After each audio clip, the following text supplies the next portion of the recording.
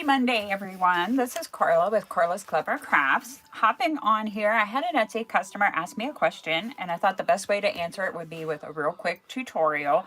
Also, it's a question that I think would benefit all wreath makers, particularly those who are new or just starting the craft. So I am going to actually show how I put my pipe cleaners or chenille stems, whichever you call them, on my wreath frame to keep them from sliding and moving around and to get them as tight as we can. Now, I will tell you, it takes practice. When I first started, I had a very hard time with this. So it's a skill that improves with time. So the best way to do it is just keep practicing. But there are a couple tips I can give you that I wish I had known when I was first starting out that I just learned over time the hard way. I'm going to share those with you today.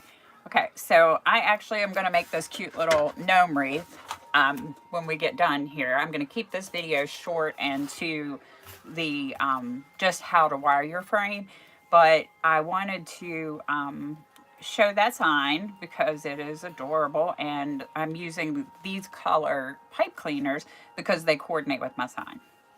Okay, and in this instance, I'm going to use the light beige on the inside and the brown on the outside of my wreath frame. Okay, so when I put mine on to keep them from sliding, first thing I'm going to do is I'm going to go in between these two crossbars here in the middle.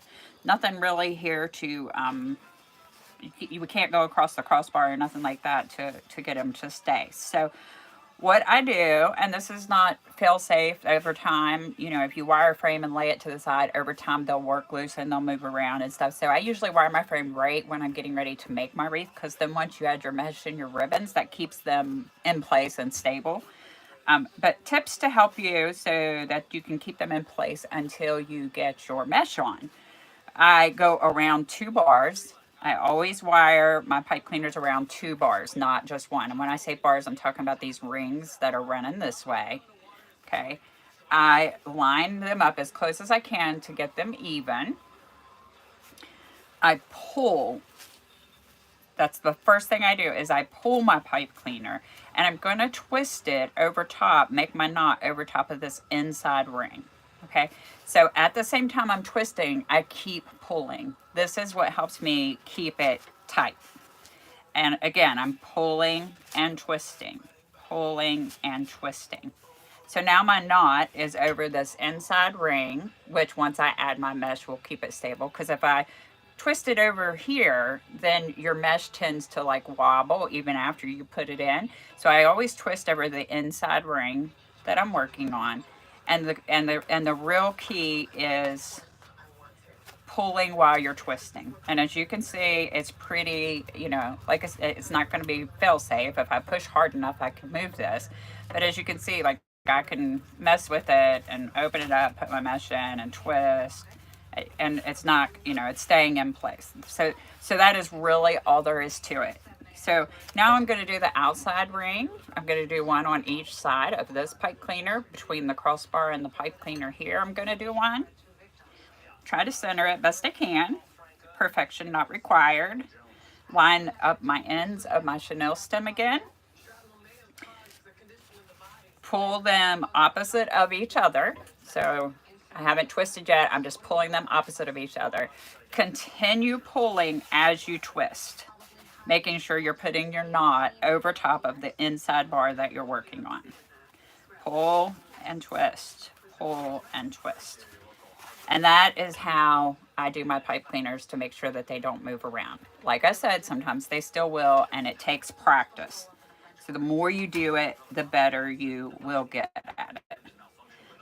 I would also add that if your pipe cleaners are moving around, you can still work with them. You could either reposition it and tighten it, or you could continue laying your mesh in, and as you do lay your mesh in, it's going to stabilize those. But it can be frustrating to have it moving around when you're trying to keep your measurements and hold your mesh and put it in and twist and everything all at the same time. So if you just do, it looks like I got some burgundy. My eyesight's getting bad, you guys. I got some burgundy pipe cleaners mixed in with my brown. Having trouble telling them apart. Okay, So I'll do a few more here just to show, but this tutorial literally is limited to just showing you how I put my pipe cleaners on so that they don't move around while I'm working on them. So again, always I go around 2 rings, then I pull them opposite directions of each other, continue pulling while I twist. Now, you could, and I've seen other crafters do this, although it's not something that I do. I have seen other crafters, when they get this knot twisted here, put a little dab of hot glue there. I can't speak to whether that works or not, but some of the wreath makers that I've seen do it have been doing it for a very, very, very long time. And so I'm sure that it is a process that maybe could help, especially with someone who's new. But I think if you just follow these steps that I'm showing you, you should be able to get them tight enough that you wouldn't need to add any glue. But that is something you could try if you find that this still isn't working for you. So again, one more time, around 2 rings, pull them opposite of each other, and then keep pulling as you're twisting. Pull and twist. And I usually twist 2 or 3 times when I'm adding them. And so there you go. They're pretty secure. They're not really loose and sliding around. And that helps you. Getting them tight is particularly important with like the poof method or something like that, where you're going from one pipe cleaner to the next, to the next, to the next. I find that when they're moving around for that kind of method, it's the hardest. So I hope this helps you guys. This is really quick and simple. But I think, given that I had an Etsy customer ask me, there's probably, and I know it's also something I struggled with in the beginning. I am thinking that this will be helpful to many of you. So thank you guys for watching. And if you guys have any ideas or questions for me that you would like me to address in a tutorial, drop me a comment below and I'd be happy to do that. Remember to subscribe to my channel if you want to see my full wreath tutorials. I have many of them on there for different holidays and seasons and occasions. And I will see you guys again soon. Thank you.